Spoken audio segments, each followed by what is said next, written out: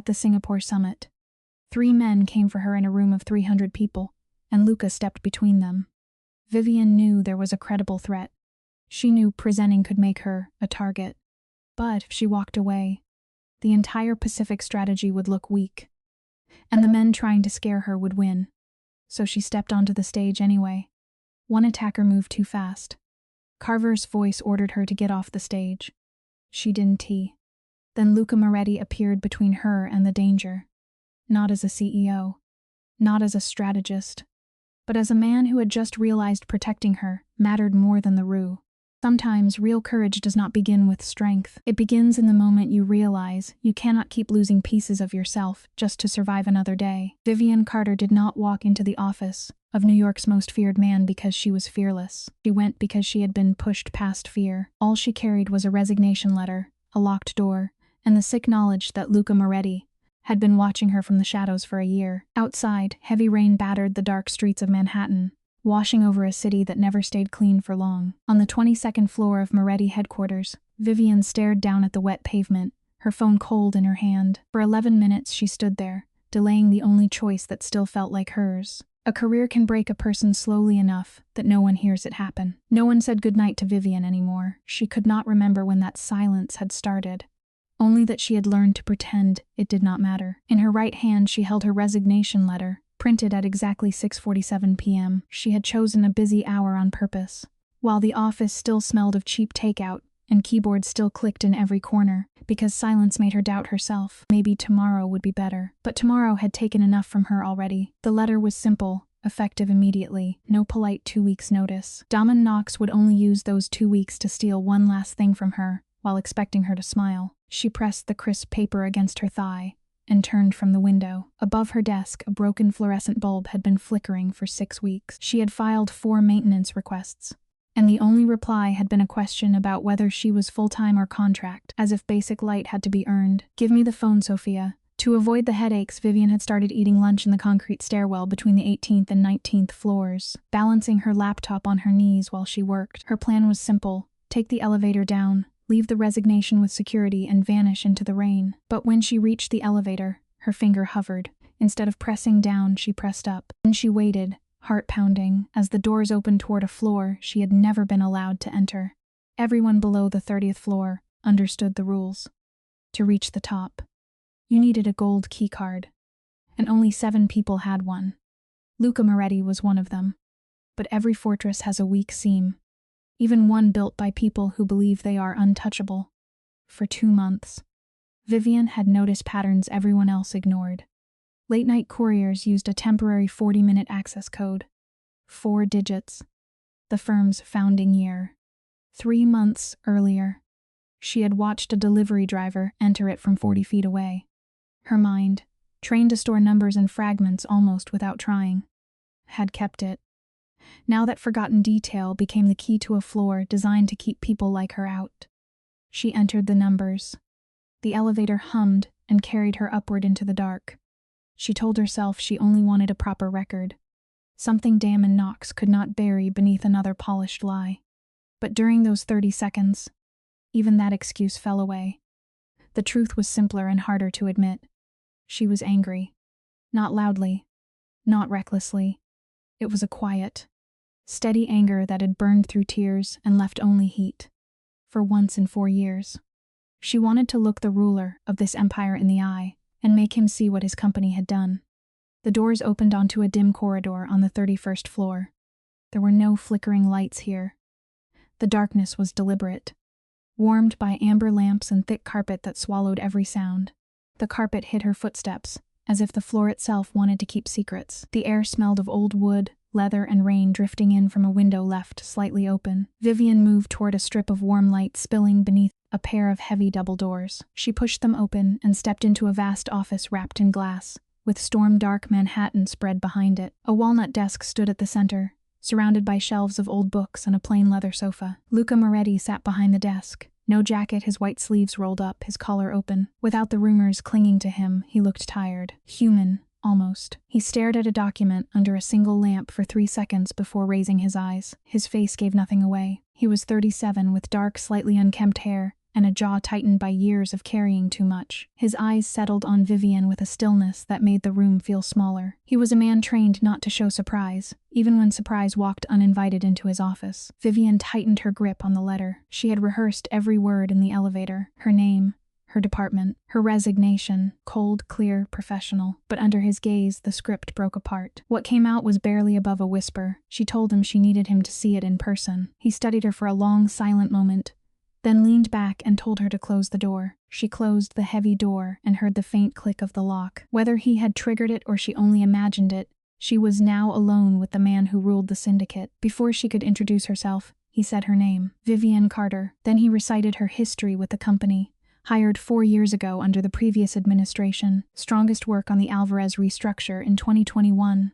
The same project Damon Knox had taken and paraded as his own. Hearing him name her work nearly stole her breath. She had spent years being erased so neatly that part of her had started to wonder if she had imagined it. Her knees weakened, and she sank into the leather chair across from him. She placed the letter on his desk like a final defense, picked up the paper and read every line. When he finished, he said resigning immediately was not a wise career move. Vivian agreed. Simply an honest one. A brief shadow crossed his face. Turned the page over and asked her to tell him what Knox had done. Pointed at the letter, but he shook his head. The document was only paper. He wanted her voice. Something in the room shifted then. Anger that had lived inside her for years did not vanish, but relief moved beside it, sharp enough to hurt. Someone had finally asked the question directly. Someone was listening, without looking over her shoulder for a more important person to enter the room. When she spoke, she started with the Alvarez campaign. That was when suspicion became certainty. She had the metadata, the original draft timestamps, and 3 emails that predated Knox's filings by as much as he laid everything out in order: names, dates, numbers, meetings, places where her words had been stripped of her name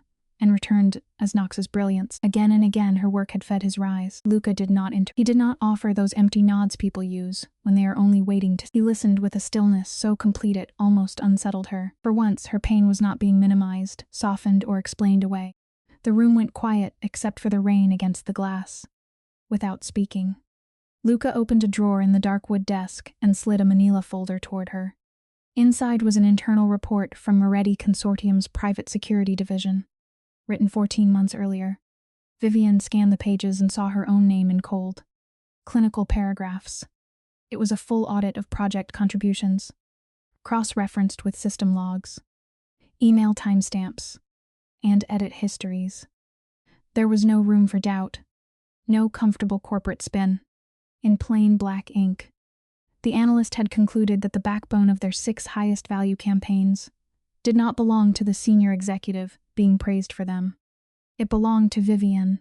The report had recommended an immediate review, and it had sat untouched for more than a year. Vivian looked. Why was Knox still there? Why had she been left under him, mocked by him, forced to watch him walk into rooms wearing her work like a tailored? Luca's answer was flat. Moving against an executive too early created instability, he said. And he had let the game run too long. Vivian wanted to shout that it had not been a game to her. He had she had been trying to survive it. The bitter truth settled anyway. Waiting for someone else to open the door had kept her trapped behind it. She closed the file and asked what happened next. Luca did something she did not expect. He picked up her resignation letter, tore it cleanly in half, and dropped the pieces into the wastebasket. He told her she was not leaving. On Monday morning at 7, she would report directly to him. It was not said with arrogance. It sounded like the shape of a new reality. Vivian sat back and watched rain streak down the window. She thought of her cramped West Side apartment, her makeshift desk, and the private notebook of ideas she had hidden, because she no longer trusted anyone around her. She understood then that she had crossed a line she could not uncross.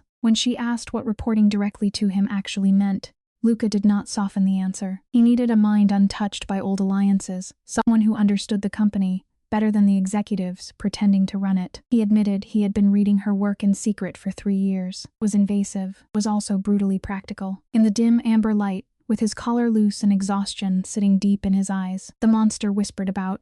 On the 22nd floor became harder to define. He was not safe. She knew that. He was no fool, and he had seen her when everyone else had treated her as furniture. Vivian felt the danger of the offer, also felt the door opening. Still, it was the most dangerous invitation she had ever received. Asked him plainly what working in his world looked like. Faint smile touched his face, gone almost as soon as it appeared. He recognized the survival instinct behind the question. He warned her it would be harder than anything she had faced before. Stakes were real, the enemies patient, and the players did not always honor ordinary rules. Everyone knew the rumors around the Moretti name, federal cases that collapsed, quiet trips to southern Italy, press releases about expansion that the streets understood differently. Enter his circle was to accept that power often moved in the narrow spaces between law, fear, and loyalty. She asked if those narrow spaces involved things she needed to be warned about. Luca did not flinch, told her she would see things most people pretended did not exist. She would need to understand the darkness without letting it teach her how to live. It was honest, but it was not comforting. Vivienne accepted the terms Monday at 7. When she reached the office door, her need to understand stopped her. Turned back and asked about the investigator who had written the report recommending Knox's removal. What happened to that person? Luca met her gaze unreadable and said one word, nothing, and flared through her. The warning had been clear 14 months ago.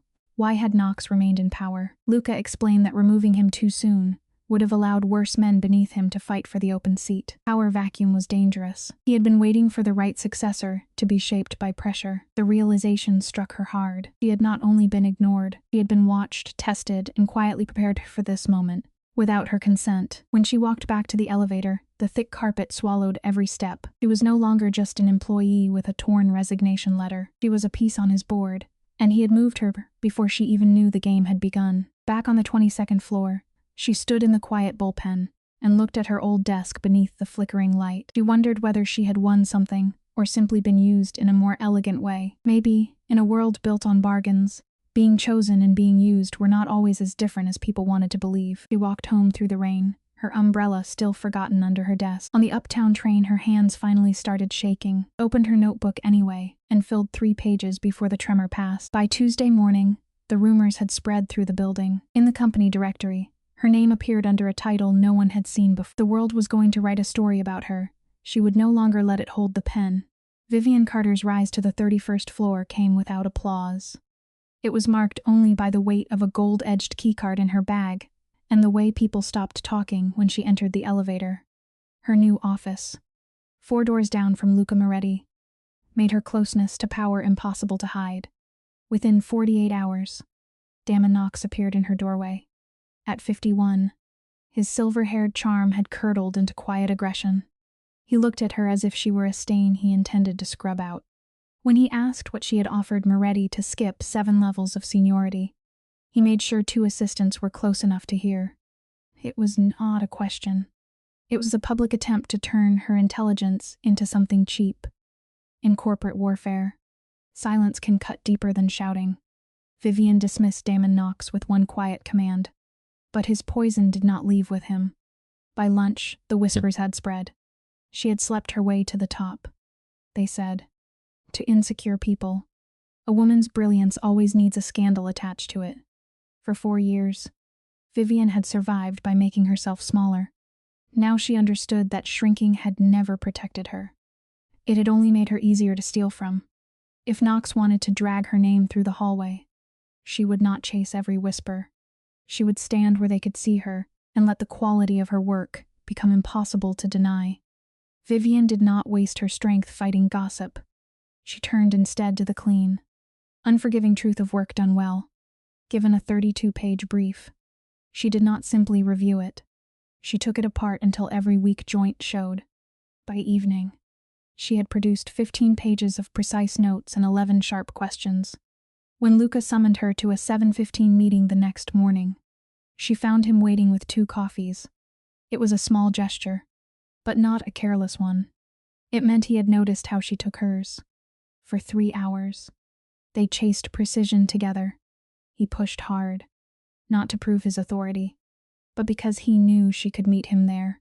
In rooms where stakes are high, weak points become wounds. Luca tested her analysis without mercy. When she challenged his plan for Southeast Asia, the room tightened. It was a test not only of her data but of his ego. He could have punished the challenge. Instead, he asked her to walk him through the numbers. She did. When she finished, he conceded at once. She was right. The admission hit Vivienne harder than she expected. She had spent years around men who treated truth as an insult. Here was a man dangerous in almost every way, yet secure enough to correct himself when the facts demanded it. For the first time in years, accuracy mattered more than pride. By the 3rd week, whispers turned into sabotage. Twice in 10 days, Vivienne saw her analysis stolen and presented by other executives, with just enough phrasing changed to make the theft look clean. Once, a director smiled at her across the table, while using an exact sentence from a memo she had written at 2 in the morning. Stomach turned, but she did not explode. She documented. She gathered timestamps, access trails, draft histories, and meeting notes. Rage might have felt satisfying for 5 minutes. Proof would last longer, so she built the record piece by piece, until the truth could stand on its own, without needing her voice to shake the room. For the first time, someone with real authority was taking Vivian seriously. The dangerous part was that the person was Luca Moretti, a man whose polished control hid a darker world. Could not afford to forget that. Recognition was tempting, especially after years of being invisible, but being valued was not the same as being safe. Down the hall, Luca sat in the shadows of his office, staring at an untouched glass of whiskey. Sensed pressure building behind closed doors. Vivian had earned a place near power. Now she had to make sure power did not pull her so close that she forgot the woman who had once sat alone under a flickering light. The air had begun to tighten with the warning of a storm. In 23 days, that threat would walk into a conference room wearing Damon Knox's face. Vivian did not know the timing yet. She only knew she would not run this time. By the 4th week, she had identified a pattern of betrayal on the 31st floor. 3 times in 9 days. Her detailed proposals were copied, polished, and placed under other names.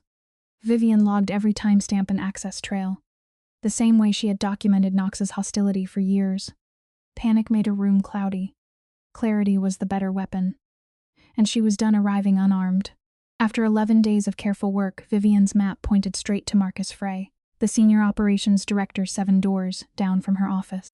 Frey had survived 18 years in the company by making himself indispensable, while quietly destroying anyone who might replace him. When Vivian presented the file to Luca on Wednesday, he read it with total focus, then answered calmly, "I know." He had watched Frey use the same playbook for 12 years, protected by old friendships and old fear. Vivian wanted him exposed immediately. Luca wanted timing. In a hierarchy, this rotten truth alone was not always enough. It had to arrive when no one could pretend not to see it. Vivian hated that answer because she understood it. Luca spoke of timing the way other men spoke of weather, coldly, as if no one could be blamed for it. He saw the next major presentation as the perfect moment to make Frey's obstruction visible. Vivian sat across from him, furious at the thought of tolerating a thief for even one more day. But Luca's gaze did not move. Rushing, he said, could ruin the larger fight. 60 days would allow the problem to expose itself. She asked if he ever got tired of turning people's pain into strategy. His silence told her more than an answer would have. Vivian held his gaze while security guards moved past the glass like quiet shadows. She accepted the 60-day window,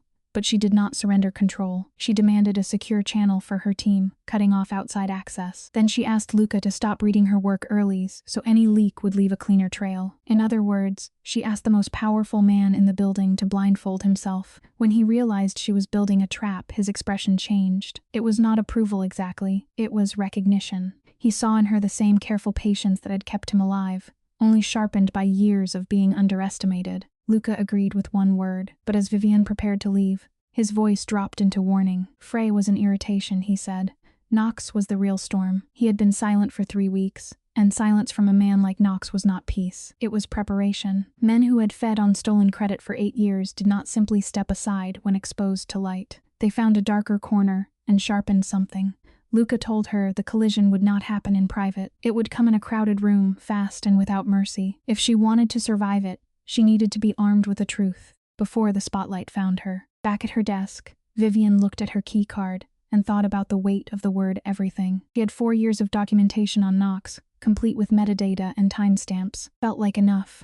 But assumptions were dangerous in rooms where one mistake could become a blade. She reopened the file and worked until midnight. For 11 days, she returned at 6:45 each morning. That discipline began to strip away the myth around Luca as well. Below, people still whispered about a criminal empire and secret flights. Close, the terrifying figure became more complicated. Still dangerous, still ruthless, no longer simple.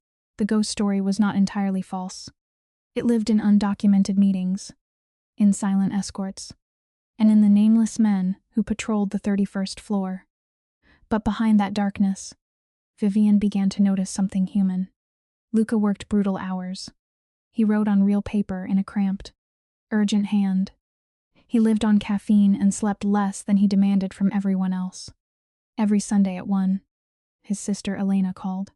During those short conversations, his armor slipped. His voice softened in a way it never did at work. It reminded Vivienne that even people surrounded by power still had unguarded rooms inside them.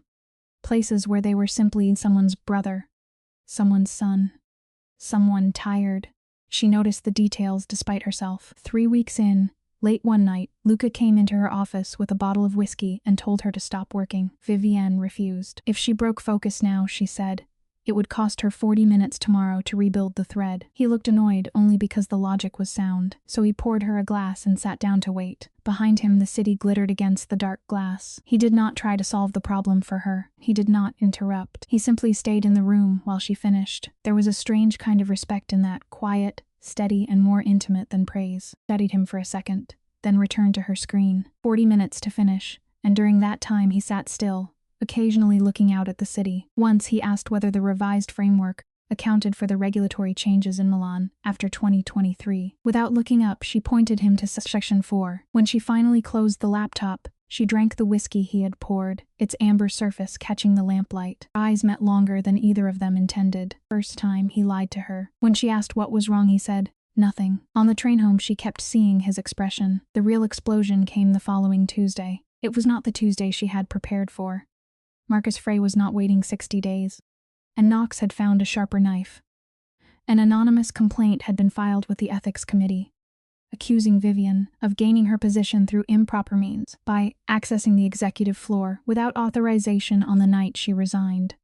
She found out at 8:15 in the morning when Harriet Voss, the sharp-faced head of executive legal, appeared in her doorway with the printed filing. Harriet's face was neutral, though she carried the irritation of someone forced to deliver another person's weapon. Attacks in corporate warfare rarely arrive as open challenges. They come dressed as policy. Vivienne read the document twice. Face stayed still, but her hands pressed flat against her thighs to hide the tremor. Harriet warned her there would be a preliminary hearing on Thursday about how she reached the 31st floor. Vivienne admitted she had used the temporary courier code, adding that anyone who paid attention could have copied the 4 digits. She looked Harriet in the eye and refused to make herself sound smaller than the truth. She would explain what she had done and let the board decide whether her results justified her method. Harriet called it a confident position. Vivienne corrected her. Simply an accurate one. When Vivienne asked whether Luca knew about the filing, Harriet said he had been notified at 7 that morning.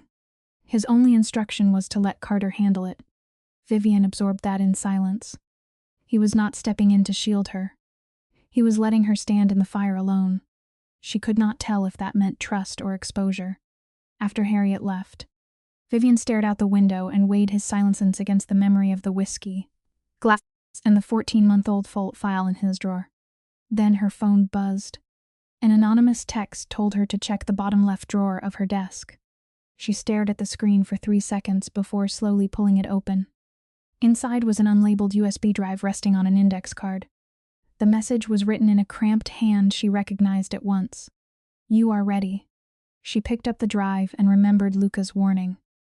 When the storm came, it would come fast, and she would need every weapon she had. She plugged it in and found 47 covering every major consortium initiative from the past 3 years. There were emails, payments, private notes, and evidence trails so complete that her own files looked unfinished beside them. Frey and Knox were both there, along with 3 board members she had never suspected. Their fingerprints were all over the rot.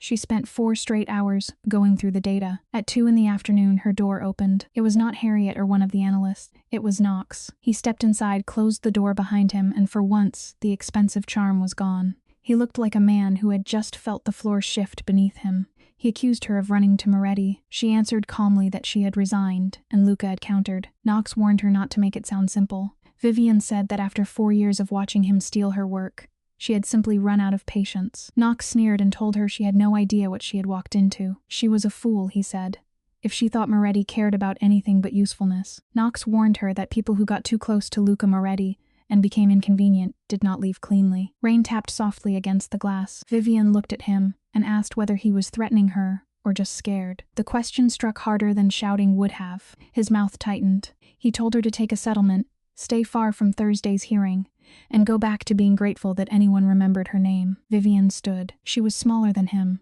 and she did not raise her voice, but 4 years of swallowed fury changed the weight of her silence. Knox took one physical step back. She told him she would be at the hearing on Thursday. She would be on this floor next week, and the week after that. He lifted the USB drive just high enough for him to see it, letting him understand she had a weapon without showing him the blade. Tried anything in the next 60 days, she told him. She would be ready. Knox stared at the drive, his expression twisting. For a second, Vivian saw the fear beneath all those years of stolen confidence. Then he turned and left. Alone, she took 3 slow breaths to steady the pressure rising in her chest. Then she opened her laptop and returned to work. Knox had accidentally confirmed that his trap was nearly set, only did not yet know that the real battleground would not be Thursday's preliminary hearing. It would be a much larger room, filled with far more dangerous people. The real trap came 6 days later, in front of the most powerful figures of the Moretti Empire, with only the truth between Vivian and ruin. On Thursday morning, she entered the review room carrying her laptop and a calm built from preparation rather than peace. Gerald Ashworth and Sandra Lim sat waiting beside Harriet Voss. Before anyone could frame the issue for her, Vivian sat down and addressed the access question directly. She would answer it, she said, but they needed the full context first. If they wanted to reduce her story to one broken rule, she would force them to look at everything that Rule had exposed. Facing Ashworth's cold stare, Vivian spoke with complete transparency. She explained the window code and the courier entry from 3 months earlier, without minimizing what she had done. She did not hide behind excuses or offer hollow apologies. Then she showed them the work. 71 pages born from 6 weeks of labor and 4 years of being underestimated. 40 minutes, she proved that her forbidden elevator ride had led to something no one in that room could dismiss. When they challenged her on the security breach, she called it exactly what it was, a door left open by arrogance. She had taken a risk, and she owned it. More importantly, she had the results to show why it mattered.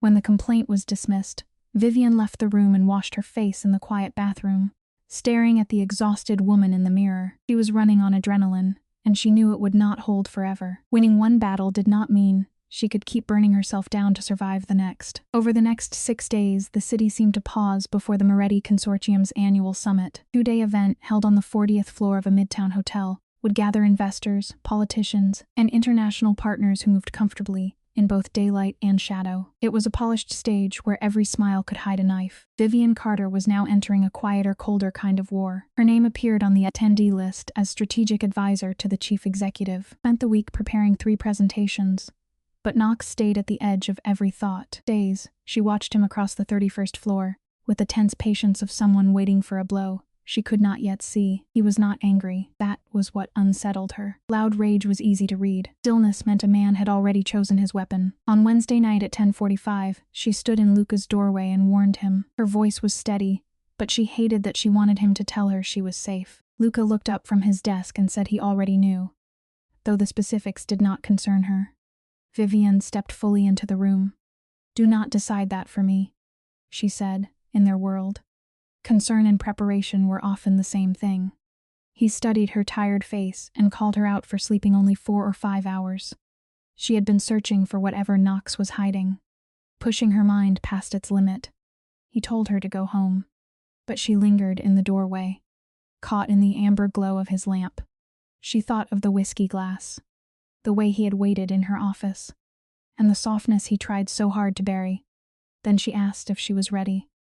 Luca told her she had been ready from the first night. Everything since, he said, was only her learning to believe it. After 4 hours of sleep, Vivian walked into the summit. The first day was polished and elegant, while the real power plays happened quietly in corridors and near the bar. When she presented her work to 40 elite executives, she felt herself enter a different league. She had spoken in public plenty of times on the 22nd floor, but this room listened with sharper teeth. They were waiting for a stumble, a crack, any sign she did not belong.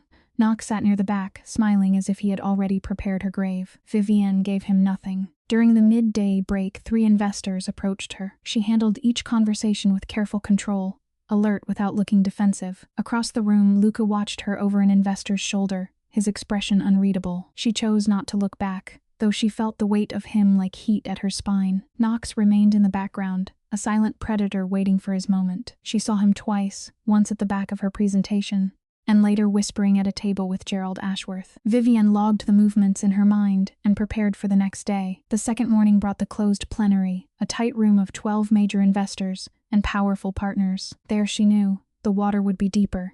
60 people sat inside a windowless room, where recording devices were forbidden. Standard practice for the consortium's most sensitive discussions. Vivian sat at the main table, 6 chairs away from Luca, for the first 40 minutes. The meeting followed its usual rhythm of numbers and updates. Then Damon Knox stood. He did not ask for permission. He simply rose with slow, deliberate confidence, drawing every eye before he spoke. He announced that he had a matter concerning the integrity of the firm. At the head of the table, Luca did not move. The room tightened around the words, and Vivian understood that the storm had finally entered the room. Luca looked at Knox with cold stillness, ready for the strike. When the head of legal said the floor was closed, Knox calmly refused and pulled documents from his portfolio, forcing the issue into the open. Beneath the table, Vivian pressed her hands flat to hide the tension. Copies moved down the long table. Gerald Ashworth's face tightened as if he had already seen them. When the papers reached Vivian, she looked down at a 40-page investigative report with her own name on the cover. A crisis does not always arrive with a shout. Sometimes it comes in the soft rustle of paper, while every person in the room waits to see who will bleed first. Title read Strategic Integrity Review. Vivian read the first page behind a calm expression, though her heart hammered against her ribs. The report accused her of stealing the work she had presented the previous morning, claimed she had used unauthorized access on the 31st floor to take files from Knox's department over the past 18 months. There were fabricated citations, false metadata, and fake email chains. On page 12, she saw screenshots of access logs showing her own credentials beside files she had never touched. It was a carefully built lie, dressed in the clean suit of evidence. Even a polished lie remained a lie. Vivian forced her hands to stay still. Around her, the room had gone deathly quiet. Every executive suddenly careful with their breathing. Knox demanded her immediate suspension from the advisory role. When Ashworth noted that the metadata appeared verified, Knox replied that internal security had pulled the logs 3 days earlier. It was not an accusation, he said. It was a documented record. Then he looked directly at Vivian and added that ambition made people reckless. The old humiliation flashed through her. The stolen slides. The smirks.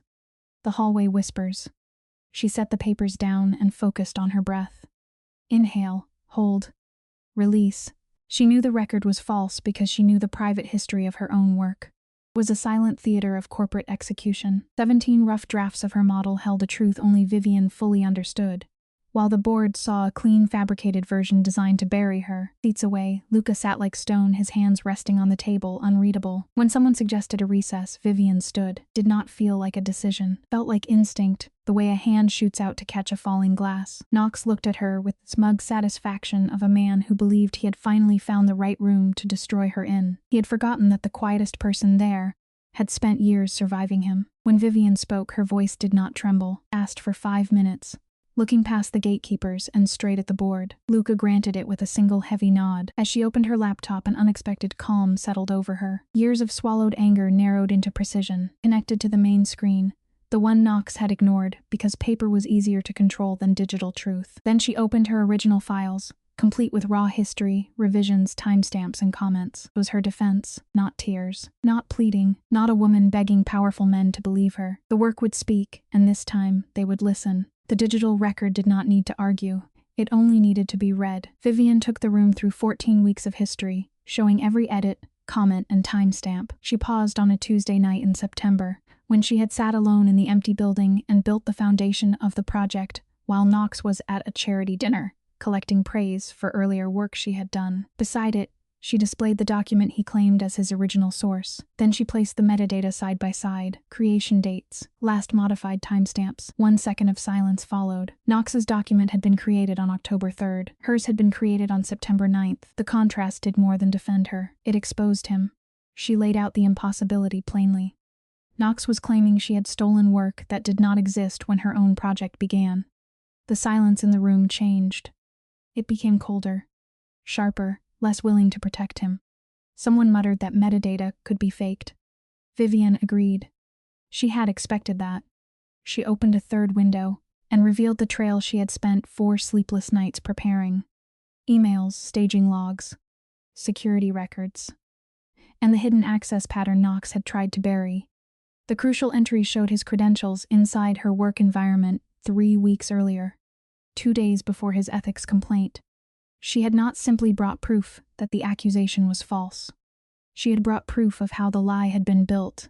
Vivian did not rush. She pulled up the digital footprints from October 1st. The credentials came from the strategy division, a Trojan horse hidden inside corporate security. When she turned back to the room, the illusion of Knox's integrity had cracked beyond repair. He had accessed her staging environment 48 hours before filing his report. 60 people sat in the low hum of realization. Knox tried to stammer out a defense, but Vivian held the raw, air-gap data like a shield. "You fabricated metadata," she said calmly. "You stole my work." The word stole did not need volume. It landed heavily enough on its own. Knox looked around the table for help and found only averted eyes. Then Luca Moretti stood. The room froze. He did not raise his voice. He did not need to. His stillness changed the balance of the room at once. He looked at Knox and let the judgment settle, before turning slightly toward the guards. "Remove him," he said. Knox began to plead, his polished voice breaking into something small and ugly. Luca added one word permanently, dropped into the room like stone into deep water. Knox did not fight as he was led away. Before the doors closed, he looked back at Vivian. There was no anger left in his face, only fear.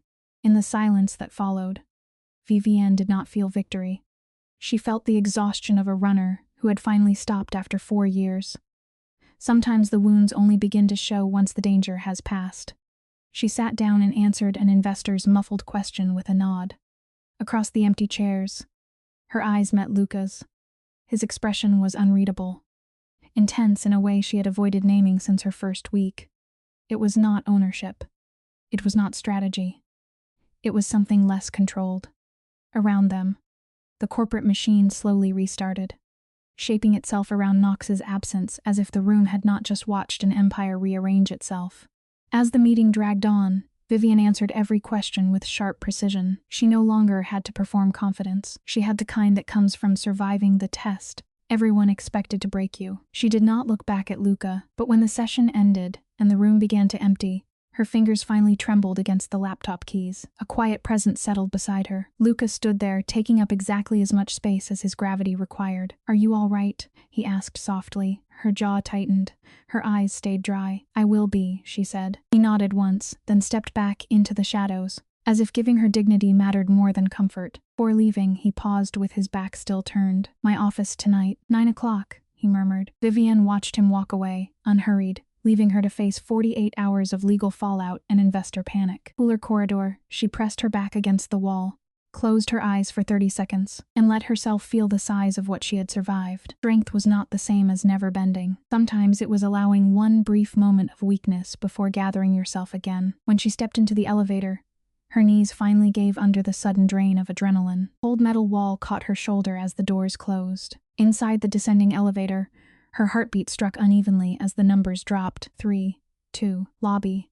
She slipped past the busy crowd, found a quiet corner chair, gripped her bag, and forced herself to breathe. In and out. In and out. She was not trying to find peace. She was only keeping herself steady enough to reach shelter. Her phone buzzed with 14 unread alerts, but she ignored them. For 4 minutes she sat in silence. Then she stepped into the chaotic, rain-slicked city. The October air bit at her skin. Yellow cabs blurred past. Knox was gone and everyone had seen him fall. Somehow, the quiet after it felt heavier than the fall itself.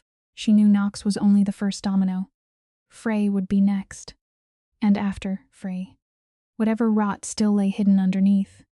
This battle was never going to end in one afternoon.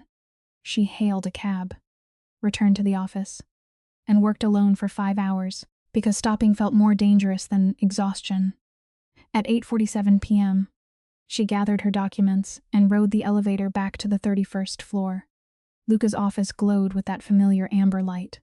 Suspended above the glittering city, he stood by the window, jacket off, sleeves rolled up. When she entered and sat down, he delivered the news calmly. Frey had resigned. The board had moved quickly.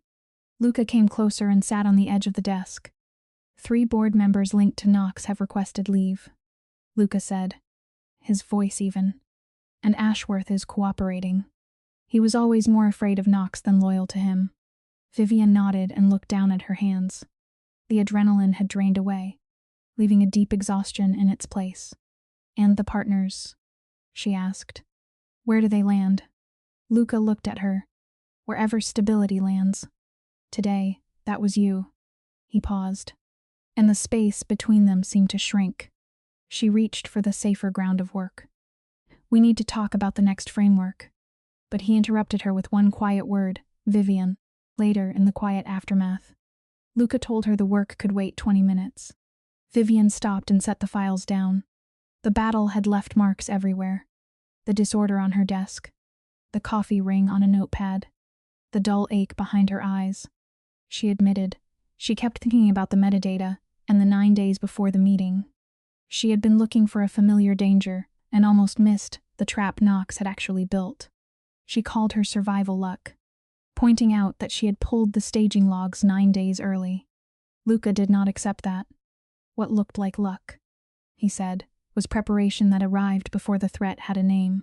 Luca told her it had never been luck. He had suspected Knox would fabricate evidence, but he had chosen not to warn her directly. If he had, she would have built a narrow defense and left herself open to something worse. He needed her to see the whole board. Vivian felt anger rise cold and clean. His logic was ruthless, and worse, it made sense. He had gambled with her future. When she asked what would have happened if the board had suspended her, first, he said he would have forced the room to face the lie. Vivian stepped closer and told him not to mistake protection for permission. He used her again. She would walk away from him, not just the company. Outside the quiet office, New York hummed beneath a deep blue sky lit by thousands of windows. Luca did not reach for her. That restraint told her he had heard every word. Vivian watched him, searching for the structure beneath his choices. She asked about the night he tore up her resignation letter. Had she only been a strategic piece meant to fill a gap, or had there been something more? He had spent more than a year building a case around her stolen labor, and she needed to know how much of their history had been design. It was a painful question. In powerful rooms, being valued as a person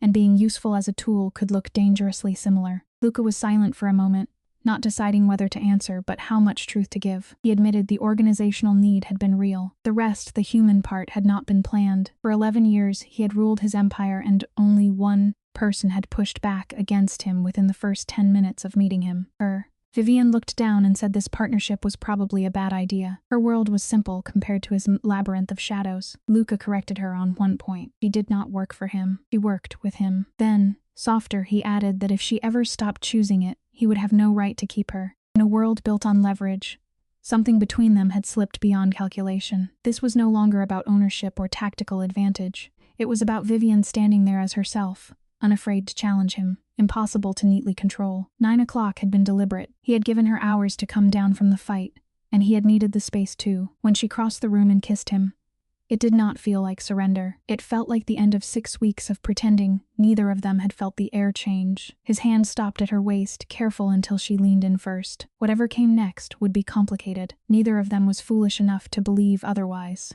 3 weeks later, the sterile brightness of Singapore became their next battlefield. The Pacific Summit was the crown jewel of the Moretti Consortium, the result of 8 months of expansion, with 42 delegations waiting. But the larger the stage, the more visible a crack became. On the eve of the opening session, the security picture fractured. When Vivian entered the private suite at 11 p.m., the silence felt almost solid. Carver stood with the rigid certainty of a soldier who knew the storm had arrived. Luca remained standing, his phone face down on the table, a silent sign that the game had changed. He looked at Vivian before he spoke, and for once she saw dread before control covered it. Luca laid out the situation with cold precision. A rival organization, cut loose after its previous failure, was now targeting Vivian directly. In that world, her intelligence was not something to applaud. It was a threat. She had stripped them of leverage, and they wanted to answer in blood. Carver confirmed that 3 hostile assets were already inside the hotel, waiting for the opening session to stage a demonstration. Men like Carver did not waste words. Demonstration meant public violence, the kind meant to frighten every partner in the room. Vivian stared at her files and pictured 300 people caught in the crossfire. Canceling would signal weakness, but proceeding meant walking into a room with a target on her back. Canceling the summit meant surrendering, without a shot fired. Proceeding meant trusting a security net, with holes she could already see. Carver had spent 6 hours locking down corridors, tracking faces and preparing to move first. He was 80% certain of success. That left 20% for chaos among 300 people who had no idea what was happening. Vivian looked at the numbers and made her choice. She did not present, the rollout would fail, and every delegation would read her absence as a fracture in the family armor. Luca knew she was right. His voice stayed flat, but the pain beneath it was clear. Power sometimes demanded that he risk the one person he wanted most to protect. Behind Luca's iron control, Vivian saw the truth he did not say aloud. He was weighing her survival against the future of the Empire, and the calculation was tearing at him. She did not argue. She decided. When he told Carver to double the men at every exit, his voice sharpened in a way that made even Carver pause. The next morning, the ballroom was a controlled storm of voices. 300 delegates, speaking beneath high marble ceilings. In the wings, with Carver 3 feet to her left, Vivian felt the room's tension move through her body. Fear sharpened every sound. But if she wanted to stand on that stage, she had to breathe through the noise and step into the light.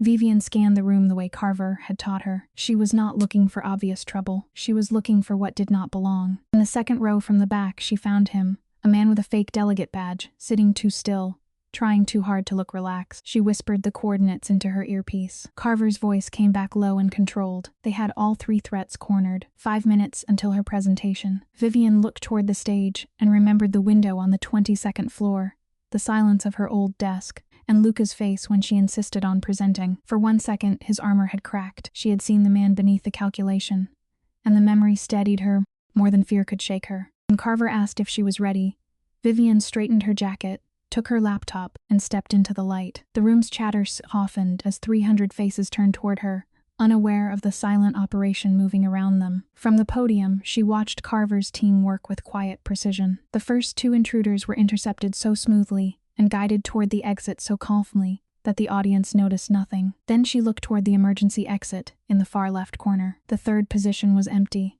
Her pulse spiked. Keeping her voice low, she whispered into the receiver that the 3rd spot was clear. The trap had become invisible. Before she could finish, the back door of the ballroom swung open with a heavy, deliberate thud. Sound cut through the room, drawing every eye. A man entered with aggressive, unchecked momentum, moving too fast toward the center aisle. Carver's voice snapped through her earpiece, ordering her to get off the stage immediately. Vivian did not move. Leaving the podium now would hand him the story, would turn fear into the headline, and she refused to do that. Then Luca Moretti stepped out from the stage wing and placed himself directly between Vivian and the advancing threat. The room fell into a suffocating silence. He stood there, immovable, shielding her not because it was wise, but because the choice had reached him before caution could. Carver's team closed in, boxing the man in until he understood there was nowhere left to go. He surrendered without a fight. In the quiet that followed, Luca turned toward Vivian. There was no Mafia coldness in his eyes, no calculated armor, only the raw look of a man who had just risked everything for someone he cared about. Vivian stood with white knuckles,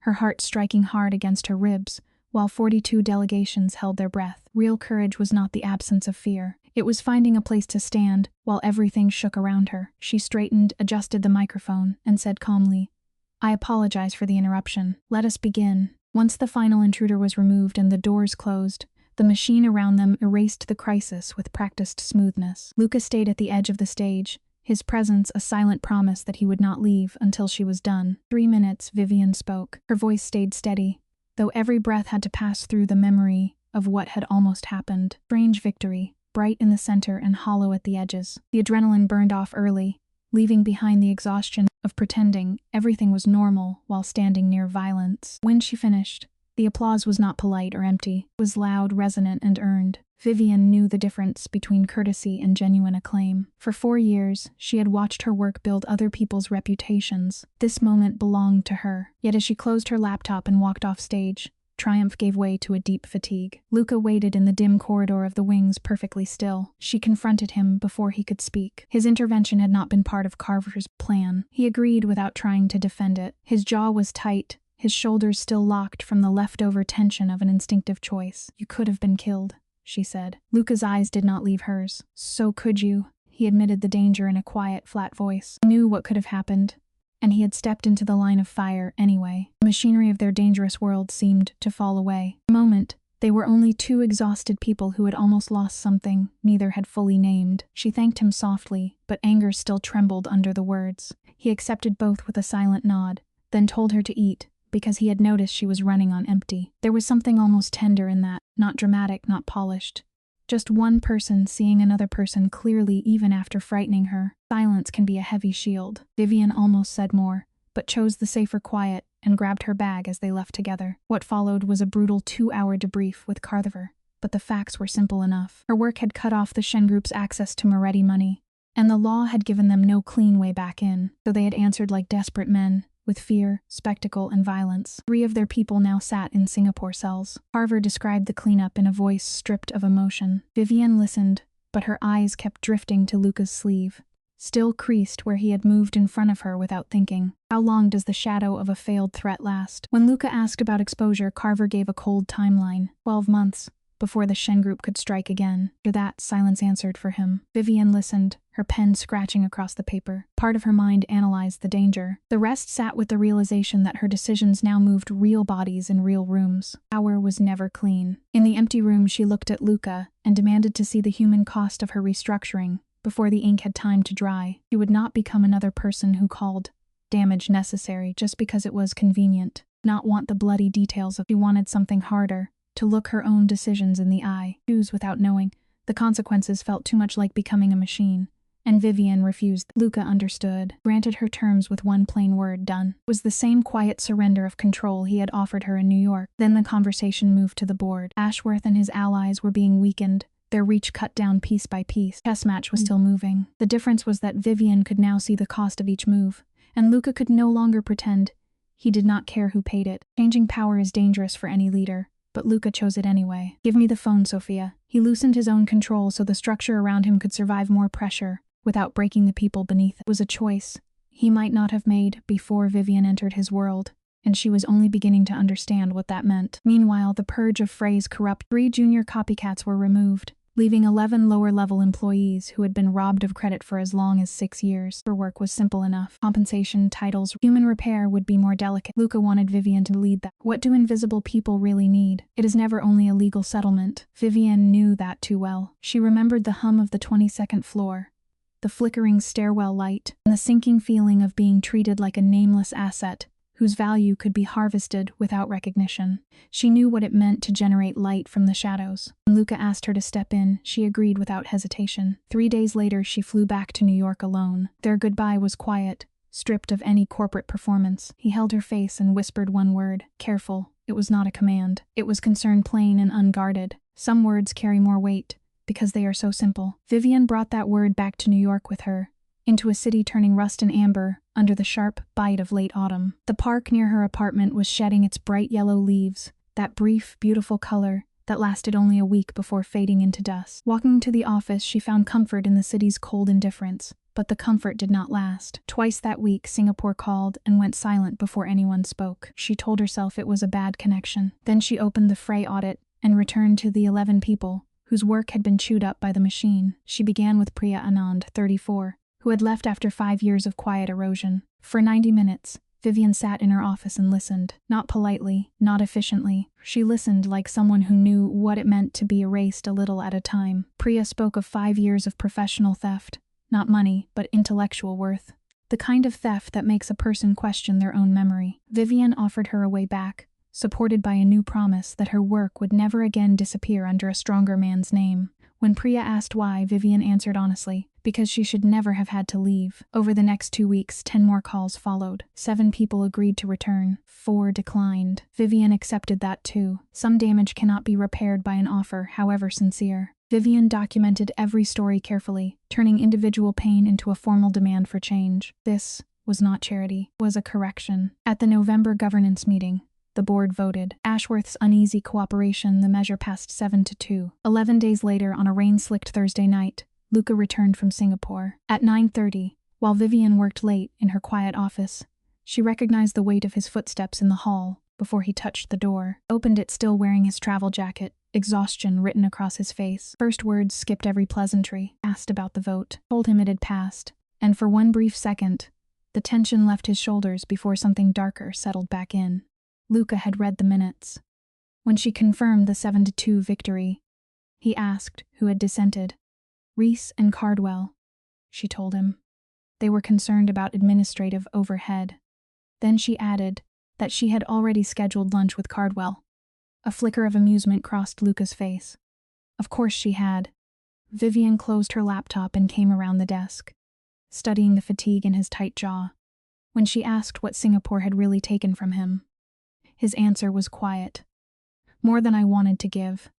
They left the tower and walked through the cold November night, past the old deli on 54th Street and a small park where one bench faced the wrong direction. They walked for 40 minutes. Their conversation, moving through the map of their shared world. Singapore. Milan, the 10 calls she had made. The 4 people who would not come back. They spoke like 2 minds working the same problem from different sides. But under the words was something warmer. Quieter, harder to name. Twice, Luca looked behind them. Vivian noticed. And so did the black sedan that slowed at the corner before turning away. He said it was nothing. She did not believe him.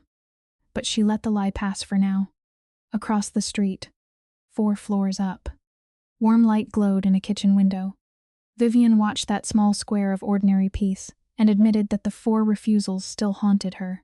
Then she understood the trap of trying to fix everything. Some damage was simply damage. The most honest thing was not to hide the cracks, but to admit they were there. When she asked whether that was true of him too, the question hung cold between them. Luca did not flinch, down his armor and gave her. For 11 years he had run the machine, treating human beings as risks, resources, and debts waiting to be collected. The hardest part, he said, was not that he had done it, was that he had been very good at it. He had followed the rules with precision, only to realize that winning by those rules had cost him pieces of himself he could no longer name. The restored careers, the changed policies, the board forced to listen. Vivian understood then that these were not acts of penance. Luca agreed. They were simply better. He looked back at the glowing kitchen window and said they could not rewrite who they had been. They could only build something that was not that. His words brought her back to the resignation letter, the stairwell on the 22nd floor, and the 4 years of swallowed fury that had made her smaller by degrees. When the elevator arrived, she had almost not stepped inside. Looking down at their joined hands, she wondered who she would be now if she had walked away. Smaller, he said softly. People shrink when they keep swallowing their own truth. Year after year, they make themselves easier to live with, until one day they barely recognize what is left. When she asked what would have become of him, Luca admitted he would still be running the machine with cold, lonely efficiency. Without her, there would be no warmth. No shared hands on a November street. Looking at his tired, honest face, Vivian saw the man beneath the machine. The one who had needed a woman with nothing left to lose to force him back into himself. She leaned into him. And for once, neither of them had to perform. After a quiet moment, she said she had already reviewed the Milan issue. He laughed into the cold, but his eyes went once more to the street behind them. His warning stayed with her, like something precious she had tucked away. It had been an unguarded moment in a life built around armor. Back in the familiar rhythm of work, they discussed a bottleneck outside Brescia and agreed to examine it the next day. Still, a thin unease moved beneath the conversation. Singapore had gone quiet too quickly. Carver's messages had become shorter. Phone kept lighting and going dark in his coat pocket. As they walked through the humming city, they kept moving not because they had to, but because momentum had become part of them. Vivienne was not afraid of what waited ahead, but she was no longer naive enough to mistake quiet for safety. A mountain of work waited for her. The Milan contract, the Atlantic problem she had wrestled with for 2 weeks, and the 7 employees who needed to be restored to their proper places. This was the shape of her world now. The elegant and the ugly, the victories she could claim, and the compromises she was still learning to stomach. She had chosen this labyrinth on a rainy Thursday night, and she chose it again every morning with her eyes open. As they approached the glass lobby, Douglas, the security guard, gave his quiet, non-judgmental nod. It was a small kindness, but his eyes followed the street behind them for half a second too long. Freedom was not the absence of burden. It was choosing which ones were worth carrying. The elevator doors slid shut with a soft hiss. The numbers climbed 22, 23, 24. Vivian remembered her first descent from the 31st floor, clutching a torn resignation letter and unsure whether she would return on Monday. She had kept that promise every day since, walking through a moral labyrinth, far more demanding than the simple unfairness she had once known. It would have been easy to shrink back into a shape the broken system recognized. Vivian chose the harder thing. She showed up fully, even when the cost was heavy. She was finally working at her true capacity, and she refused to let years of erasure decide the size of her life. The elevator opened on the 31st floor, revealing the hallway of thick carpets and amber sconces. Vivian stepped into the silence of a space that had once intimidated her and now felt like something she had earned. Past the familiar offices and stopped at her door with Luca beside her. Looking at the gold-edged keycard in her hand, she remembered the soaked, shivering woman on 6th Avenue who had not yet had the words for what was happening to her. Now she had them. Told Luca to get some sleep and placed a hand on his chest. It was not a dramatic romantic gesture. It was a quiet acknowledgement that they had both survived enough for one night. Heartbeat under her palm was steady, but his eyes were not. He agreed, saying there was always work tomorrow. Vivian admitted she liked it that way. Luca looked at her then without strategy or calculation, only with the quiet recognition of someone who valued her presence in the life they were building. After he left, she opened her door, sat at her desk, and lifted her laptop screen. Below her, the city stretched 31 floors down, rain tapping softly against the glass the way it had on their first night. She began to work, not because she was afraid, and not because she was trying to outrun a smaller version of herself. She worked because she chose to. And in that strange silence, her computer chimed. Outside, the city held its breath. Vivian Carter, once the woman who had nearly failed to step into the elevator, looked at the encrypted message glowing on her screen. A few doors down, Luca Moretti sat beneath amber light, writing notes in his cramped hand. They were two separate people, deeply connected, building a future from the ruins of who they used to be. They did not need grand gestures. They had the work, the climb, and the stubborn choice to keep going. Then Vivian opened the message from Singapore. 5 words waited in the dark. The Shen group was not alone.